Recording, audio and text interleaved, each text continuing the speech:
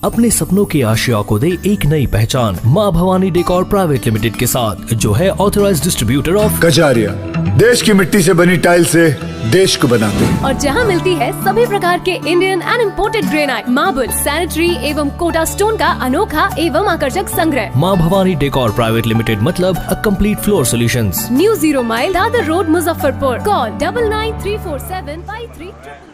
और अधिक से अधिक उन्नति लोग करें ताकि आने वाले कल भी यह स्वर्णिम मेला बढ़िया से चले और हर साल लगे। उसी प्रकार मुहर्रम जो हमारे मुस्लिम भाइयों का है, उसको भी उन लोगों को भी है तो उन लोगों को गम का चीज़, फिर भी उस गम को शांति चित्त से, उचित विचार से, भाईचारे के नाते आपस में मिलकर हिंदू मुस्लिम दोनों बड़े से मिलकर उसको बढ़िया से मनावें, यही मेरा सोच है। यह हर तरह का है। किताब प्रेस में है, निकला नहीं था मेरे देते। इस समय करता हूँ, कविता लिखता हूँ, गाना लिखता हूँ, भजन लिखता हूँ, शेर लिखता हूँ, ये सारी चीज़ें करता हूँ। जब भी आप 25 साल मेरी डायरी देखेंगे सबसे क्या अपील करना चाहेंगे कि अपने संगठन को मदद करें?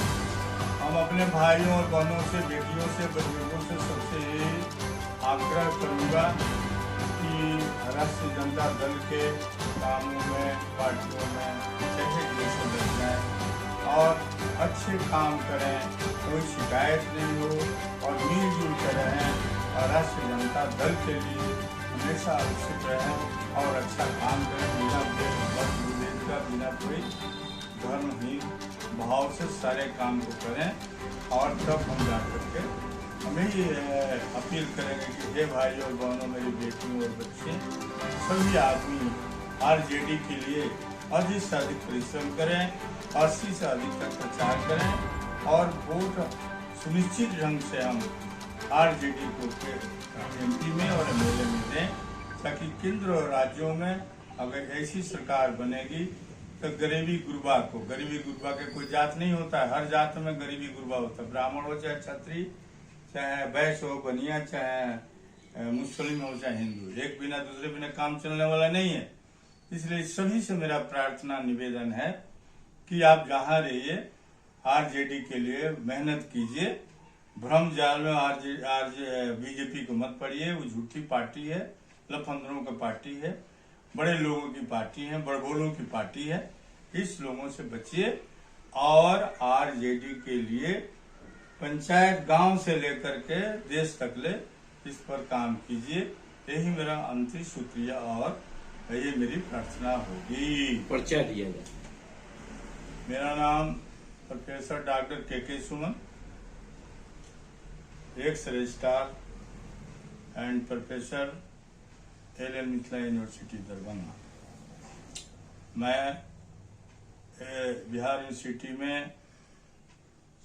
76 से लेकर 79 तक, मार्च 79 तक काम किया। 79 में मेरा सिलेक्शन हो गया असिस्टेंट प्रोफेसर में। सिलेक्शन के द्वारा, कमीशन के द्वारा हम मिथिला यूनिवर्सिटी ज्वाइन किए। MLS का सरसों पाही, जो एल मिथिला यूनिवर्सिटी का अंगीभूत कॉलेज है। वहाँ के बाद उसमें 88 में मेरा डिप्टेशन हो गया डिप्टी रजिस्ट्रार में यूनिवर्सिटी में, वाइस चांसलर किया गवर्नर को जैसे। तो वहाँ के बाद हम फिर इसका कमीशन फेस किए 90 में, 90 में। तो मैं कमीशन डिप्टी रजिस्ट्रार हो गया। फिर मेरा आगे जाकर के प्रमोशन हो गया रजिस्ट्रार में। उधर हमने प्रोफेसर वाला जो वैकेंसी वो खाली था, तो 62 में हम रिटायर यहाँ से किए रजिस्ट्रारी में। तो फिर हम चले गए प्रोफेसर में, MLS का सरसोपाई में बाय द गवर्नर। गवर्नर ने हमको पुनः पेरेंट पोस्ट पर भेज दिया।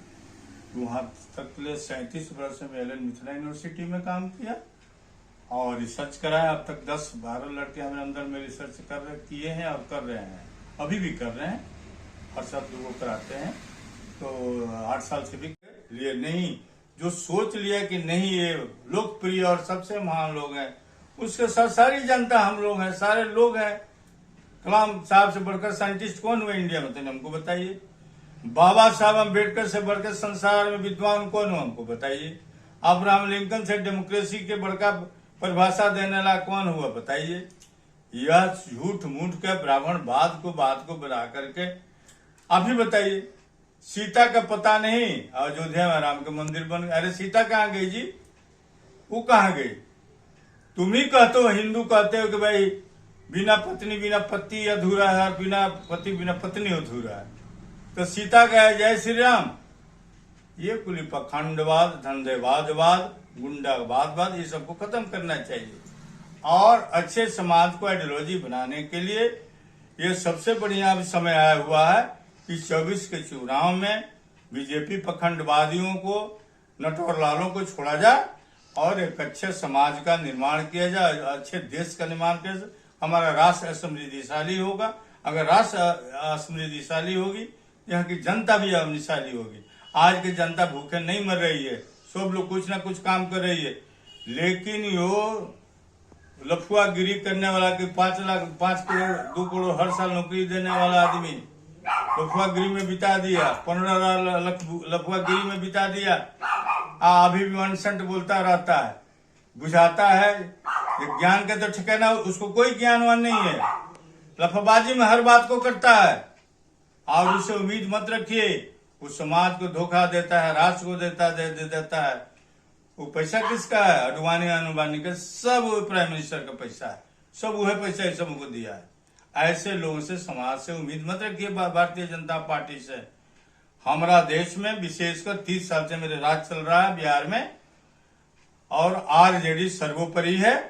इसको आप लोग धन से, मन से, तन से, बच्चों के प्रोग्राम से, उत्साह से, भाषण से, राशन जैसे भी हो, आगे बढ़ाने का हम लोग काम करें और संगठित रहें और संघर्ष करें। हम जीतेंगे और हमारी शासन केंद्र में और स्टेट दोनों में बनेंगे। अब बुजुर्गी प्रकोष्ठ के जिला सोच समझ के हमारी पार्टी बढ़िया से कि किसको कहाँ जाना है, क्या करना है, मानवर लालू प्रसाद जी सोच समझ कर मित्रों से बैठक करके बात करके निर्णय लेके तब बनाते हैं। 2024 के लोकसभा के चुनाव के मतलब की जो है प्रधानमंत्री के उम्मीदवार कौन होंगे महागठबंधन की ओर से? देखिए, प्रधानमंत्री का पद तो एक ही है और हर पार्टी के लोग चलता है, चाहता है कि हमारा बहुमत हो जाए, प्रधानमंत्री बन जाए। आपके यहाँ 26 दल का है। पहले संगठन करने के बाद, संगठित करने के बाद यह निर्णय लेना बहुत बड़ी बात नहीं होती है। जब आदमी एकत्रित होकर के निर्णय जब लेगा तो जीतने के बाद प्रधानमंत्री के बाद निर्णय हो जाएगा। ये कौन प्रधानमंत्री होगा कौन जानता है? कि नीतीश जी हो जाए, कि लालू प्रसाद यादव जी हो जाए, कि ममता बनर्जी हो जाए, कि इस पर कोई नो कमेंट। इसलिए कि जब तक चुनाव में बहुमत नहीं होता है तो उसके पहले कुछ कहना यह जल्दीबाजी होगी। इस तरह की बातें नहीं करना चाहिए। लेकिन उम्मीद है कि हमारी सरकार केंद्र में बनना सुनिश्चित है, निश्चित है, बहुमत हमको आएगी। यानी कि पूरी तैयारी आप लोग कर चुके हैं चुनाव के लेके? एकदम परिपूर्ण चुनाव हम लोग कर चुके हैं कि आपको जी जान से लगा करके गांव का स्तर से, पंचायत के स्तर से, ब्लॉक का स्तर से, जिला का स्तर से, राज्य के स्तर से इतना पॉपुलरिटी बनाया जाए, इतना सुखद चीज बनाया जाए कि सारे वोट हम लोगों का। आप समझिए इस बिहार में जितने 10 साल पहले, 15 साल पहले के बाद छोड़ दीजिए, इधर का 90 के बाद का, कितने बच्चे अब स्कूल जा रहे हैं, कितने बच्चे स्कूल जा रहे हैं। हर समाज के हर लोग प्रोफेसर हो रहे हैं, डॉक्टर हो रहे हैं, इंजीनियर हो रहे हैं, ITN हो रहे हैं, सब तरह के लोग हो रहे हैं। पहले पार्टिकुलर कुछ कास्ट के लोग होते थे, अब वो कास्ट गया। अब हर कास्ट में, हर वर्ग में लड़का लड़की काफी तेज हो रहे हैं, होशियार हो रहे हैं और पढ़ने के लिए इच्छुक हैं। वो भी अब समझ गए हैं कि हमको किसको वोट देना है। ये प्रोपगंडा, लोकबाजी, फलाबाजी करने से नहीं होगा। आप देखते हैं हिंदुस्तान के सो कॉल्ड प्रधानमंत्री, उनके लैंग्वेज और बात में कोई तुलना है?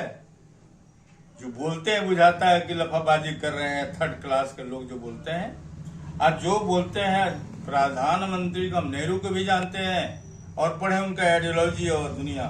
बाबा साहब को पढ़ा, लोहिया का पढ़ा, अब्दुल कलाम आजाद को, अभी वर्तमान में जो कलाम साहब प्रेसिडेंट थे उनको भी मैंने बहुत नजदीक से पढ़ा है। ऐसे ऐसे लोगों का जो थॉट है, जो विचार है, जो ज्ञान है, गौस साहब हैं, बहुत लोग हैं। और हमारा नया नवयुवक लड़का जो हमारा डिप्टी सीएम है वो भी काफी जोर शोर से लगे हुए हैं और उनका हम लोगों का आशीर्वाद प्राप्त है कि आने वाले दिन उन्हीं का होगा, वही इस राज्य का मुख्यमंत्री होंगे और हम सारे सीनियर के मार्गदर्शन में वो अच्छा काम करेंगे और नाम करेंगे और बिहार को हर क्षेत्र में आगे बढ़ाएंगे। यही हम लोगों की कल्पना रहेगी, यही मेरी बातें रहेंगी। 12 तारीख को मतलब कि आपका संगठन का विस्तार करना था और सीनियर सिटीजन का वो मतलब प्रकोष्ठ के आप जिला अध्यक्ष बने हैं। किस तरह मतलब संगठन को मजबूत कर रहे हैं और 16 प्रखंड का जिला है मुजफ्फरपुर, उसको किस तरह मजबूत कर रहे हैं?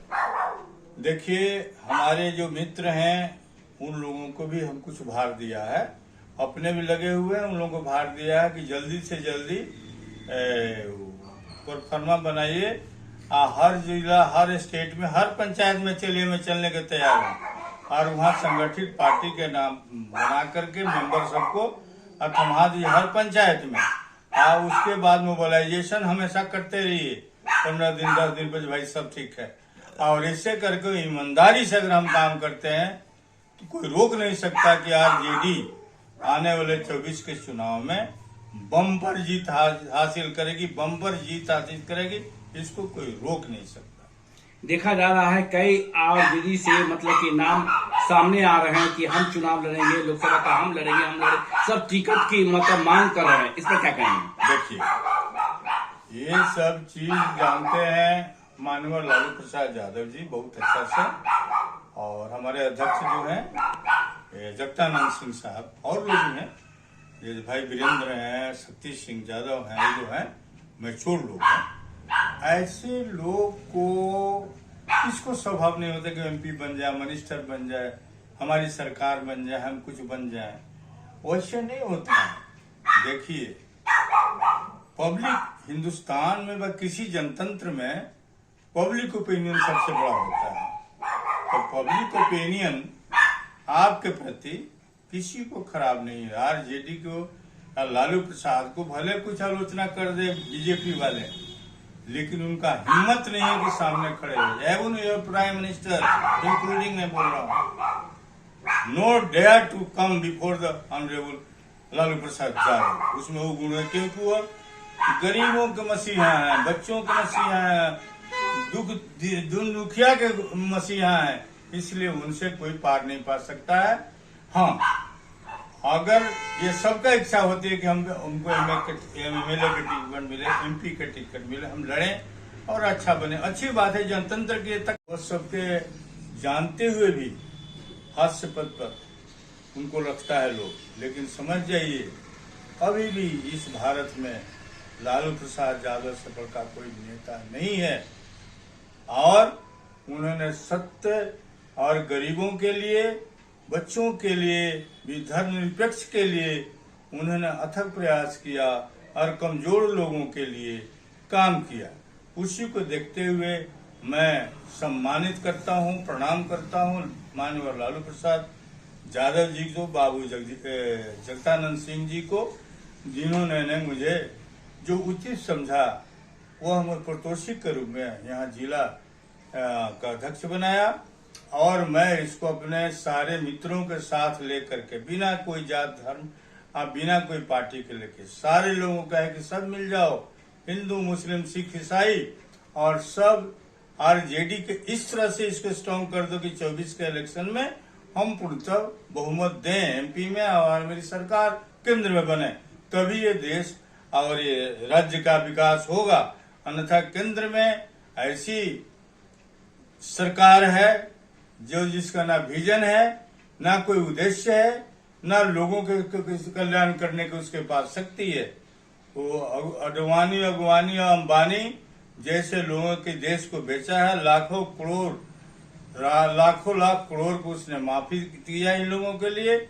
और हमारे बच्चे, हमारे बहू बेटियां, हमारी बच्चियां रोड पर घूम रही हैं, पैसे डिग्री IITN की डिग्री लेके, MBBS की डिग्री लेके, छोटे डिग्री लेके, इंटर BA पास करने के बाद भी उन लोगों को कहीं रोजी रोटी नहीं, जिसके चलते खून खराबा, करप्शन, गलत बातें ज्यादा हो रही धरती। विशेषकर बिहार में हम देख रहे हैं आजकल लड़का इस तरह से लड़का लड़की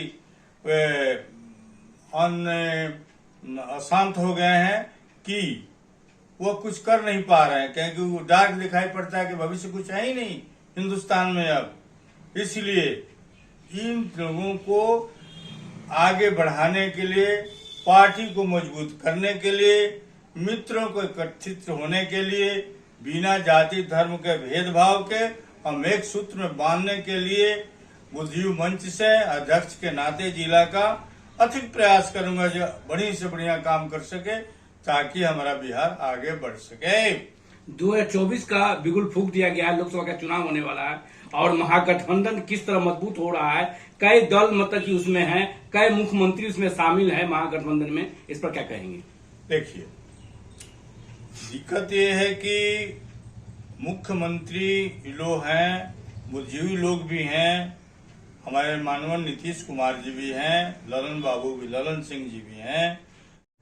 बिहार के मिथिला यूनिवर्सिटी के पूर्व में रजिस्ट्रार रह चुके हैं और आपके रीजन में मतलब कि बहुत से छात्र छात्राओं ने IAS IPS इंजीनियरिंग और डॉक्टर बने हैं और इस अपने कार्यकाल में मतलब कि बच्चों को मतलब पढ़ाए हैं, इस पर क्या बोलेंगे? देखिए, हम लोगों को शुरू से पढ़ाई पर बचपन से माँ बाप से लेकर गुरुजनों के आशीर्वाद से और उनके के आदेश से हम लोगों ने पढ़ाई लिखाई बहुत अच्छे से किया था। और मेरा सौभाग्य है कि मिथिला यूनिवर्सिटी के सर्वप्रथम मिथिला यूनिवर्सिटी में सर्वप्रथम मेरी नियुक्ति सिलेक्शन कमेटी द्वारा MLA स्कॉलर सरसोपाही में हुई थी एज ए असिस्टेंट प्रोफेसर। और पढ़ने और पढ़ाने का मेरा मुद्दा शुरू से रहा कि अगर बनना है तो जो विल रखे थे, या तो IAS बनेंगे या नहीं तो प्रोफेसर बनेंगे। तो IAS तो नहीं बन सकते प्रोफेसर, लेकिन मेरे पढ़े हुए लड़कों ने काफी अच्छे लिखे, IPS IAS BDO CO दरोगा सिपाही बहुत लोग बड़े बने हैं। और दूसरा बात कि मैं जीवन भर सादगी का वातावरण पसंद किया हूँ और लोगों से भाईचारे प्रेम से, क्योंकि मैं जातिहीन, वर्गहीन और धर्महीन आदमी हूँ। मैं सत्य का पुजारी हूँ और सभी धर्मों को पढ़ने के बाद मुझे यही उक्ति आई है सामने, सभी धर्मों का एक ही उक्ति है, वो है सत्य। सत्य शब्द छोड़कर किसी संविधान किसी भी धर्म में इसका अतिरिक्त कोई स्थान नहीं है। चाहे कितना हो, कोई वेद पुराण लिख ले या जो भी बाइबल लिख ले, या जो पंजाबी जो उनका जो है जो भी है, वो सभी का एक ही तथ्य है और एक ही सार है, वो है सत्य। धर्म में जब सत्य नहीं हो तो धर्म हो ही नहीं सकता। इसलिए मैं धर्म का में से निकाल करके सिर्फ उस सत्य को मानता हूँ, बाकी चीज को नहीं। अभी मतलब कि जो है से राष्ट्रीय जनता दल के विदुर को मतलब कि प्रकोष्ठ के मतलब कि आप जिलाध्यक्ष बने हैं, जिसमें राष्ट्रीय जनता दल के राष्ट्रीय अध्यक्ष और प्रदेश अध्यक्ष के द्वारा आपको बनाया गया है विदुर मतलब प्रकोष्ठ के, इस पर क्या कहेंगे? आप किस तरह संगठन को मजबूत कर रहे हैं? देखिए, मैं शुरू से ही लालू प्रसाद जी के भाव और विचार से मैं सम्मिलित रहा हूं। जब से राष्ट्रीय जनता दल RJD का स्थापना हुआ था, उस दिन से लेकर आए था। और बीच में मैं इसका महासचिव भी 2 बार 3 साल रहा हूं।